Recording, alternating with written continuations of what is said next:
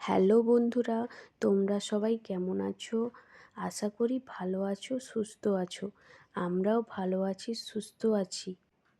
বড়দের জানাই প্রণাম, ছোটদের জানাই অনেক ভালোবাসা। এই নিয়ে আজকের ব্লগটা আমি শুরু করলাম। আমি আজ প্রথমবার তোমাদের সামনে ভয়েসে এলাম, তাই সবাইকে জানাই নতুন বছরের অনেক শুভেচ্ছা। জানি অনেক ভুল ত্রুটি হয়েছে, তবুও ভিডিওটা বানালাম। তোমরা আমাকে একটু ভালোবাসো, লাইক কমেন্ট সাবস্ক্রাইব করো। আর যারা আমাকে সাবস্ক্রাইব করেছো তাদেরকে জানাই অনেক অনেক ভালোবাসা। চলো, আজ আমি তোমাদের ভেটকি পাতুরি করে দেখাবো। প্রথমেই আমাদের বাড়ির লাউ গাছ থেকে লাউ পাতা তুলে নিয়েছি। চলো তারপর মশলাটা করে নিচ্ছি। মশলার মধ্যে দিয়েছি কালো সরষা, সাদা সরষা, পোস্ত, কাজু বাদাম আর চালমগজ, কাঁচা লঙ্কা। এবার সবগুলোকে একসাথে মিক্সার গ্রাইন্ডারে পেস্ট করে নিব। তারপর ভালো করে মাছগুলোকে ধুয়ে জল ঝরিয়ে নিলাম। এরপরে মাছগুলোকে ভালো করে নুন, হলুদ, কুচনো আদা, লেবুর রস মাখিয়ে 10 মিনিটের জন্য রেস্টে রাখলাম। তারপর কলা পাতাগুলোকে ধুয়ে ভালোভাবে কলা পাতাগুলোকে কেটে গ্যাস ওভেনে ভালোভাবে সেঁকে নিতে হবে, না হলে কলা পাতাগুলো নরম হবে না, মাছটা মোড়ার সময় ভেঙে যেতে পারে। সেই জন্য ভালোভাবে সেঁকে নিতে হবে, যার কারণে কলা পাতাটা খুব নরম হয়ে যায়। চলো এবার মাছটাকে ভালোভাবে মাখিয়ে নিই মশলাগুলো। এবার মাছটা নিয়ে মাছের মধ্যে মশলাটা ভালোভাবে মাখিয়ে নিতে হবে, যাতে মশলাটা ভালোভাবে মাছের গায়ে লেগে যায় এবং মাছের ভিতরে ঢোকে।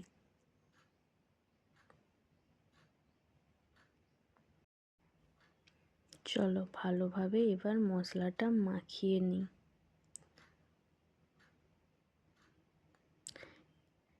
একটা একটা মাছ ভালোভাবে মশলা মাখিয়ে নিতে হবে। এর মধ্যে দুটো কাঁচা লঙ্কা, যে যেমন ঝাল খায় সেইভাবে ঝাল দেবে। আমাদের বাড়িতে সবাই ঝাল কম খায়, তাই আমরা লঙ্কাটা কম দিয়েছি। আর সরষের তেল দিলাম। এবার ভালোভাবে সবগুলো মাছকে মাখিয়ে নিতে হবে।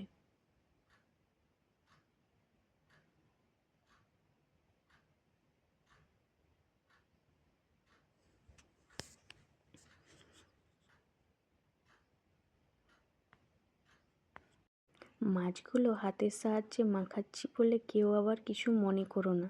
আমরা গ্রামের গৃহবধূ তো, আমরা এইভাবেই মাছকে মাখাই। আর এভাবে মাখালে মাছের ভিতরে ভালোভাবে মশলা যায় না। হাতে করে মাখালে স্বাদও বাড়ে, সেই জন্য আমরা হাতে করেই মাখাই। তোমরা চাইলে তোমরা চামচের সাহায্যেও মাখাতে পারো। চলো একটু হলুদ দিয়ে দিই, একটু হলুদটা কম হয়েছে মনে হচ্ছে, সেই জন্য আবার একটু হলুদ দিলাম। দিয়ে ভালোভাবে মাছটাকে মাখিয়ে নিলাম। চলো এবারে আমরা কলা পাতায় মাধ্যমে মুড়বো মাছটাকে। জানো তো বন্ধুরা, এই মাছটা শুধু লাউ পাতায় মুড়ে ভাপিয়ে খেতেও খুব ভালো লাগে, কিন্তু আজ আমাদের বাড়িতে সেরকম নরম বেশি লাউ পাতা ছিল না, সেই জন্য আমরা আজকে কলা পাতার ভেতরে একটা করে লাউ পাতা দিয়ে মুড়েই তোমাদেরকে দেখাচ্ছি। বেশি লাউ পাতা থাকলে শুধু লাউ পাতা দিয়ে মুড়েই দেখাতাম। লাউ পাতা দিয়ে শুধু মুড়ে ভাপালে লাউ পাতা সমেত মাছটা খাওয়া যায়, আর সেটার স্বাদ আরও খুব ভালো লাগে।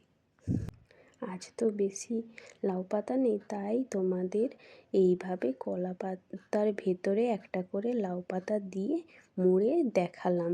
এইভাবে তোমরা মাছটা দিয়ে তার উপর একটু সরষের তেল, যারা কাঁচা লঙ্কা বেশি বেশি ঝাল খেতে ভালোবাসো তারা একটা করে কাঁচা লঙ্কা দিয়ে এইভাবে মুড়ে নেবে মাছটাকে। মাছটা কলা পাতা ভালোভাবে মুড়ে নিয়ে ভালোভাবে সুতা দিয়ে বা দড়ি দিয়ে, আমরা আজকে সুতলি দিয়ে ভালোভাবে বেঁধে নিলাম। সব মাছগুলো ভালোভাবে মোড়া হয়ে গেছে পাতা দিয়ে। এইবার নিচে কোনো একটি পাত্রে জল রেখে তার উপর কোনো ছিদ্রযুক্ত পাত্র রেখে তার উপর মাছগুলা ভাপাতে দিতে হবে। এইভাবে আমি ভালোভাবে সাজিয়ে নিলাম মাছগুলোকে। এরপর ঢাকনা চাপা দিয়ে 25 থেকে 30 মিনিট রাখলেই রেডি ভেটকি পাতুরি। দেখো তো বন্ধুরা কেমন হয়েছে ভেটকি পাতুরিটা। এইভাবে বাড়িতে বানিয়ে খেয়ে দেখে আমাকে লাইক কমেন্ট করবে বন্ধুরা। আর আমার ভিডিওটা শেষ পর্যন্ত দেখার জন্য সবাইকে অনেক অনেক ধন্যবাদ, অনেক ভালোবাসা। চলো এখানেই আমি আজকের ব্লগটা শেষ করলাম। তোমরা সবাই ভালো থেকো, সুস্থ থেকো। টাটা বন্ধুরা।